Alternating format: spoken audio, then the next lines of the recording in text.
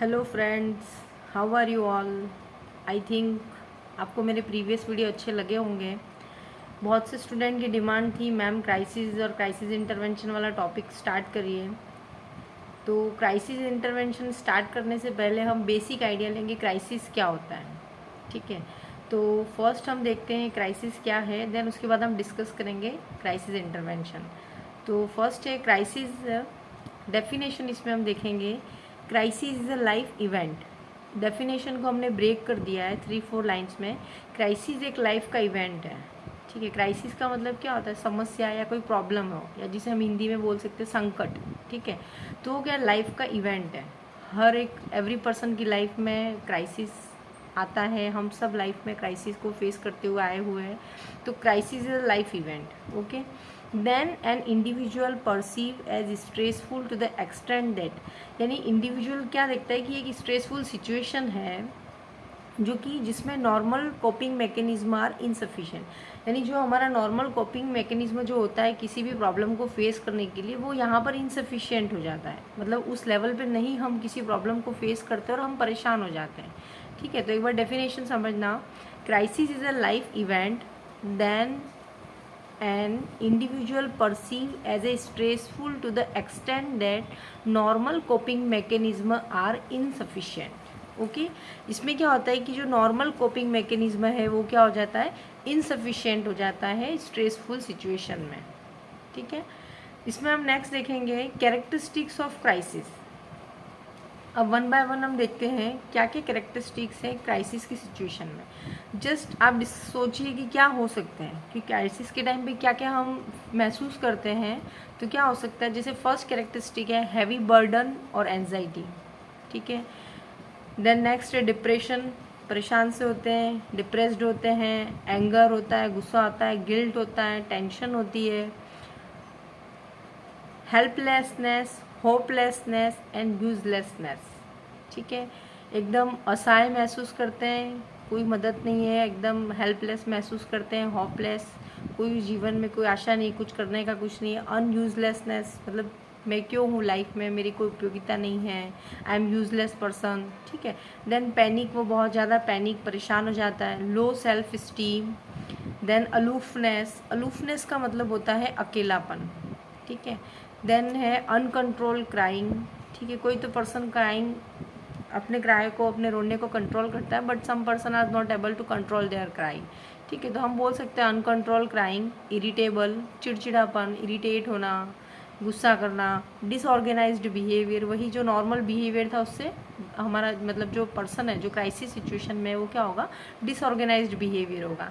Impaired judgement, अभी कुछ बात मत करो, मैं कोई डिसीजन नहीं ले पा रहा हूँ, मैं कोई जज नहीं कर पा रहा हूँ, मतलब कोई कंक्लूड नहीं कर पा रहा हूँ, तो impairment in the judgement, lack of self control. तो ये हो गए कैरेक्टरिस्टिक्स ऑफ क्राइसिस। अब हम नेक्स्ट देखेंगे types of crisis. Types of crisis में कौन कौन से, मेनली 3 टाइप्स हैं।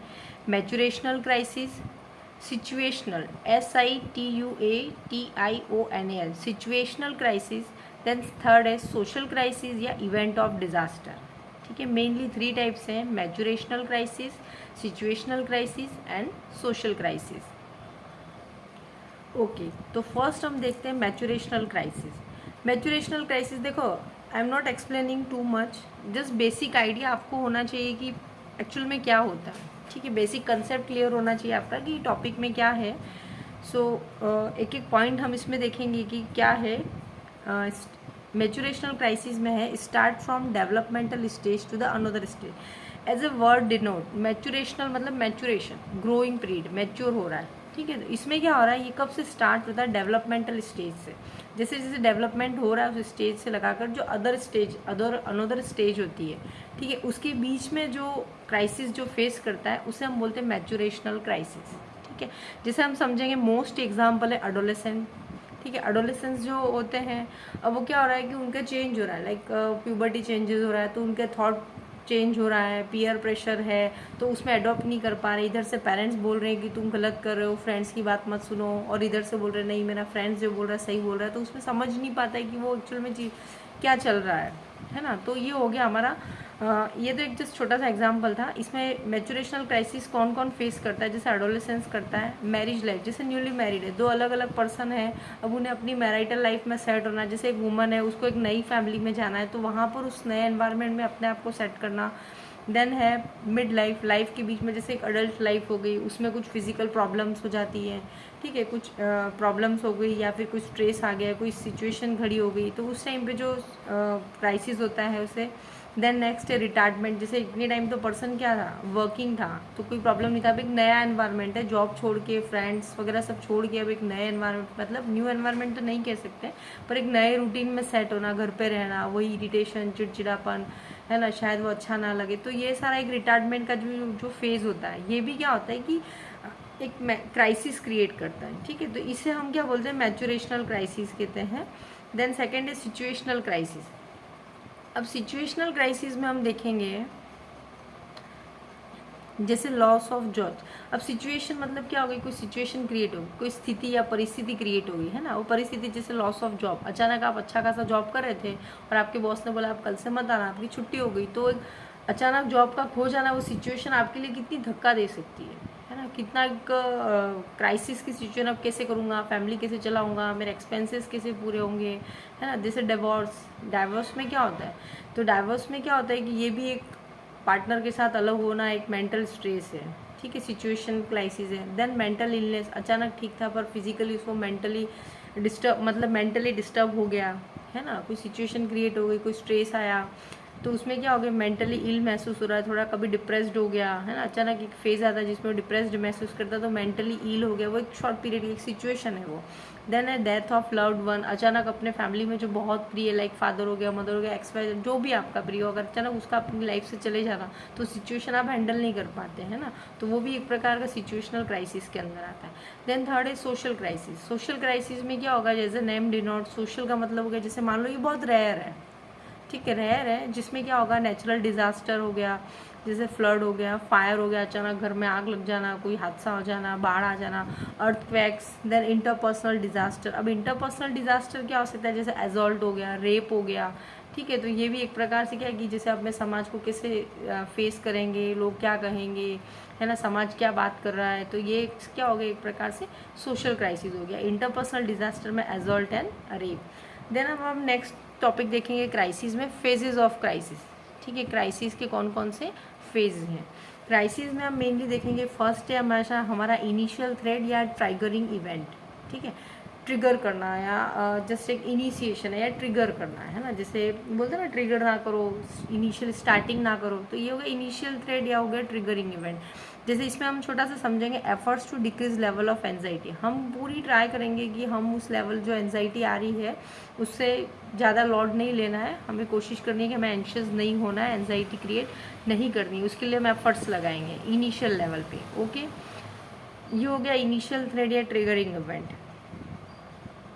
जैसे एक छोटा सा एग्जांपल है, हम लोग फ्रेंड्स लोग होते हैं, जैसे कभी मजाक मस्ती कर दी तो बोले अभी मुझे छेड़ो मत, है ना, मैं अपने आप पे कंट्रोल करा, मुझे भी छेड़ो मत, कि और ज़्यादा मुझे गुस्सा आया, मैं और ज़्यादा एंशियस हो जाऊँ, एंगर हो जाऊँ, उससे बेटर है कि आप यहीं पर इस चीज़ को पॉज कर दें। तो ये जस्ट एक इनिशियल स्टेज है, effort to decrease level of anxiety, कि मैं और ज़्यादा परेशान नहीं होना चाहता हूँ, उसके लिए एफर्ट लगा रहा है, तो efforts to decrease level of anxiety, जिसमें फर्स्ट इनिशियल थ्रेड और ट्रिगरिंग इवेंट। इसमें आप कोई भी एग्जांपल अपने माइंड में सेट करके आप इसको लिख सकते हैं, जस्ट ये मैंने एक एग्जांपल दिया है। देन थर्ड है एस्केलेशन। एस्केलेशन का मतलब होता है गहरा होना, हिंदी में हम इसे कहेंगे गहरा होना या डीप। एस्केलेशन, ESCALATION, एस्केलेशन, जिसमें क्या है, प्रॉब्लम परसिस्ट है, प्रॉब्लम क्या लगातार बनी हुई है, जिसमें हम देखेंगे यूजुअल डिफेंसिव रिस्पॉन्स फेल। जो नॉर्मल हमारा डिफेंसिव मैकेनिज्म होता है, डिफेंस मैकेनिज्म होता है, जो रिस्पॉन्स होता है वो क्या हो रहा है, फेल हो रहा है, हम उस चीज़ पे कॉप या स्ट्रेस पे हम कॉप अप नहीं कर पा रहे हैं, ठीक है, जिसमें क्या हो रहा है, एंजाइटी बढ़ती जा रही है। फिर और क्या होगा, problem solving ability become unsuccessful. अब हमारी जो एबिलिटी थी कि मैं किसी भी प्रॉब्लम को सोल्व कर सकता हूँ या कर सकती हूँ, दैट बिकम अनसक्सेसफुल, वो हम उस प्रॉब्लम को सॉल्व करने में क्या हो रहे हैं, सक्सेस नहीं हो पा रहे हैं। तो ये हो गया एस्केलेशन में हम देखेंगे कि प्रॉब्लम बनी हुई है और क्या हो रहा है, यूजुअल जो हमारा डिफेंसिव रिस्पॉन्स था वो क्या हो रहा है, फेल हो रहा है, एंजाइटी बढ़ रही है और हमारी जो प्रॉब्लम सॉल्व करने की जो कैपेबिलिटी थी वो क्या हो रही, जो एबिलिटी थी वो भी क्या हो रही है, सक्सेस अनसक्सेसफुल हो रही है। देन इसी में एस्केलेशन में है trial and error efforts are initiated to solve the problem. अब वो सोचता है कोई बात नहीं, अभी नहीं हो रहा है, ट्राई करता है ना, ट्रायल एंड एरर, उन्हीं ट्राई करता है, फिर गलतियों से सीखता है। तो trial and error efforts mainly किस में होते हैं, एस्केलेशन में आते हैं। तो trial and error efforts are initiated to solve the problem. ठीक है, तो प्रॉब्लम को सॉल्व करने के लिए ट्रायल अपनी पूरी कोशिश कर रहा है कि वो प्रॉब्लम को सॉल्व कर ले। ये तो क्या हो गया, एस्केलेशन। देन थर्ड है हमारा क्राइसिस फेज। फर्स्ट कौन सा था, इनिशियल और ट्रिगरिंग फेज, दूसरा था एस्केलेशन फेज और थर्ड है क्राइसिस फेज। अब क्राइसिस फेज में हम देखेंगे use all resources to solve the problem but problem not end. Use all resources, सारे एफर्ट्स लगा ली, सारी मेहनत कर ली। जैसे इसका हम एग्जांपल लेते हैं, जैसे कोई पेशेंट है ना, उसे बहुत प्रॉब्लम हो रही है, मतलब कोई प्रॉब्लम है, लाइक कोई एग्जांपल ले लेते हैं हम लोग, कोई डिसीज़ है उसको, है ना, तो उसने पूरी कोशिश की कि मुझे कैसे भी करके इस प्रॉब्लम को सॉल्व करना है। उसने मेडिकल ट्रीटमेंट ले लिया, एलोपैथिक ले लिया, होम्योपैथिक ले लिया, आयुर्वेदिक ले लिया, योगा, मेडिटेशन, सारे एफर्ट्स लगा दिए। तो use all resources to solve the problem but problem not end, फिर भी प्रॉब्लम सॉल्व नहीं हो रही है, अभी भी उसकी हेल्थ में कोई इम्प्रूवमेंट नहीं हुआ है। तो जिसकी वजह से क्या हो रहा है, सीवियर एंजाइटी हो रहा है, सीवियर एंजाइटी हो रहा है, देन पैनिक हो रहा है, पर्सन मोबिलाइज ऑटोमेटिक रिलीफ। अब पर्सन क्या करता है, ठीक है मैंने सारे एफर्ट्स लगा लिए बट अभी भी मेरी प्रॉब्लम सॉल्व नहीं हुई, ठीक है वो हो जाएगी। देन फाइट एंड फ्लाइट, फिर वो क्या करता है, पर्सन मोबिलाइज ऑटोमेटिक रिलीफ, ठीक है उसने सारे एफर्ट्स लगा लिए, कुछ टाइम के लिए वो क्या हो जाता है, रिलीफ हो जाता है। देन हमारी जो फोर्थ स्टेप आती है वो है पर्सनालिटी डिसऑर्गेनाइज्ड। ठीक है, पर्सनालिटी डिसऑर्गेनाइज में क्या हो रहा है, जैसे नेम पर्सनालिटी डिसऑर्गेनाइज की जो पर्सनालिटी वो क्या हो रही है, डिसऑर्गेनाइज, डिस्टर्ब हो रही है। जैसे problem not solve in second and third stage. अब उसने बहुत मेहनत की, सेकेंड स्टेज कौन सी थी, एस्केलेशन, और हमारी थर्ड स्टेज कौन सी थी, क्राइसिस फेज। उसमें उसने बहुत कोशिश की प्रॉब्लम को सॉल्व करने की, problem not solve in the second and third stage, then stage 4। अगर मान लो प्रॉब्लम सेकेंड और थर्ड स्टेज में सॉल्व नहीं होती है तो फिर क्या होता है, पर्सनालिटी को अफेक्ट करती है और वो स्टेज होती है स्टेज 4, जिसे हम बोलते हैं पर्सनालिटी डिसऑर्गेनाइज। अब इसमें हम क्या क्या देखेंगे, इनइफेक्टिव कोपिंग मैकेनिज्म, ठीक है वो कोप नहीं कर पाएगा, एनवायरनमेंट में सेट नहीं हो पाएगा, कंफ्यूज रहेगा, डिप्रेशन, डिप्रेस्ड होगा, पॉसिबल साइकोटिक थिंकिंग, कुछ विचार आएंगे, माइंड डिप्रेस्ड थॉट आएंगे, ठीक है फ्लक्चुएटेड माइंड रहेगा, कभी ये कभी वो, कंफ्यूज्ड, एंजाइटी, देन एंगर, गुस्सा रहेगा उसे, इरिटेबल एंड ब्लेम अदर, और वो क्या होगा, पर्सन इरिटेट होगा और दूसरों को ब्लेम करेगा कि इसकी वजह से मुझे प्रॉब्लम हुई, शायद उसने मुझे कुछ ऐसा किया जिसकी वजह से मैं ये हो गया, है ना। तो ये जो प्रॉब्लम है वो इरिटेशन एंड ब्लेम अदर। देखो ये टॉपिक क्राइसिस वाला टॉपिक है वो ऑलरेडी ज़्यादा हो गया है, मैं क्राइसिस इंटरवेंशन वाले टॉपिक के लिए नेक्स्ट वीडियो बनाऊंगी। तो क्राइसिस इंटरवेंशन वाला टॉपिक बहुत ज़्यादा इंपॉर्टेंट है, उसे आप ज़रूर देखना, और क्राइसिस इंटरवेंशन को पढ़ने से पहले क्राइसिस को जानना बहुत ज़्यादा ज़रूरी है। दोनों टॉपिक ऑलमोस्ट सिमिलर है, इतना ज़्यादा डिफरेंस नहीं है। ओके, अगर आपको वीडियो अच्छा लगता है तो मेरा वीडियो लाइक करें और अपने अदर फ्रेंड के साथ शेयर भी करें। Thank you.